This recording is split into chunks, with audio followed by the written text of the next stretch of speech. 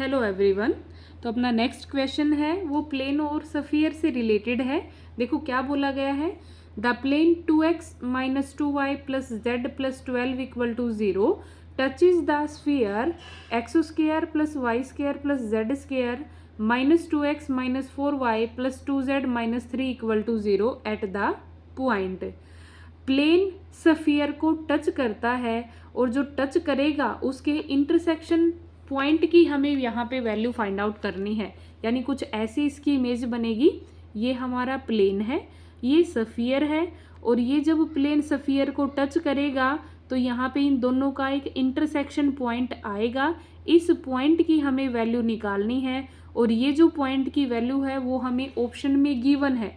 यानी इंटरसेक्शन का पॉइंट होगा तो वो प्लेन और सफियर की कंडीशन को सेटिस्फाई करेगा। तो अगर हम इसमें शॉर्ट ट्रिक की बात करें तो डायरेक्ट हम इन पॉइंट्स को प्लेन की इक्वेशन में और सफियर की इक्वेशन में पुट करेंगे। जो भी पॉइंट इन दोनों कंडीशन को फुलफिल कर देगा वही हमारा करेक्ट ऑप्शन हो जाएगा। तो यहाँ पे देखो ऑप्शन ए को आप पुट करोगे तो हमारे पास कुछ ऐसी वैल्यूज आएंगी which is not equal to 0।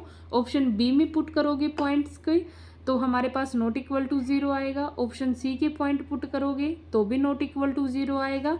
Option D के पॉइंट पुट करोगे तो आपके पास ये रिलेशन यहाँ पे सेटिस्फाई होगा and option D will be our correct answer.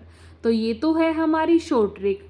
और अगर हम स्टैंडर्ड अप्रोच की बात करें तो इसके लिए हमें सिर्फ पता होना चाहिए कि हम सफियर को जर्नल फॉर्म में कैसे असाइन करते हैं। तो जो ये हमारे पास जर्नल फॉर्म होती है स्फीयर की वो कुछ ऐसी होती है, x² + y² + z² + 2ux + 2vy + 2wz + d = 0। तो यहाँ पे हमारे जो सेंटर होंगे वो क्या होंगे, -u -v -w।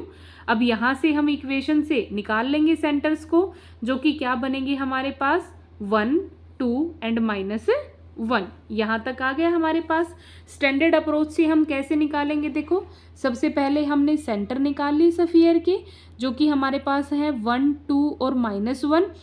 अब ये हमारे पास प्लेन की जो इक्वेशन है उसको डायरेक्शन कोसाइन के फॉर्म में ले आएंगे। अब देखो ये 1 है, अब इसकी इक्वेशन बनाएंगे कैसे हम, x - x1 होता है तो x1 यहाँ पे किसको रिप्रेजेंट करेगा, 1 को। तो x - 1/2, ये 2 कहाँ से आएगा, क्योंकि ये प्लेन हमारा टच कर रहा है। यहाँ पे जो x है उसके साथ x का कोफिशिएंट लिखेंगे, y है तो y का लिखेंगे, और z है तो हमारे z का कोफिशिएंट आ जाएगा यहाँ पे। तो देखो x - 1 प्लेन में x का कोफिशिएंट 2 है तो ये हो गया x - 1/2। इसके बाद y -2/y का कोफिशिएंट हमें -2 गिवन है तो वो आ जाएगा -2 इक्वल टू z माइनस करते हैं हम, -1 करेंगे तो ये क्या आ जाएगा z + 1/1 which is equal to r। तो यहाँ से हमारे पास x की वैल्यू आ जाएगी 2r + 1, y की वैल्यू आ जाएगी -2r + 2, z की वैल्यू आ जाएगी r - 1।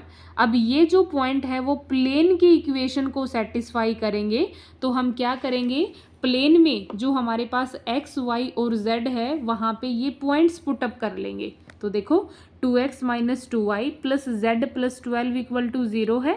यहाँ पे 2 x की वैल्यू हमारे पास 2r + 1 थी, y की वैल्यू -2r + 2 थी, z की वैल्यू r - 1 थी। पुट कर देंगे तो यहाँ पे हमारे पास r की वैल्यू क्या आ जाएगी, -1।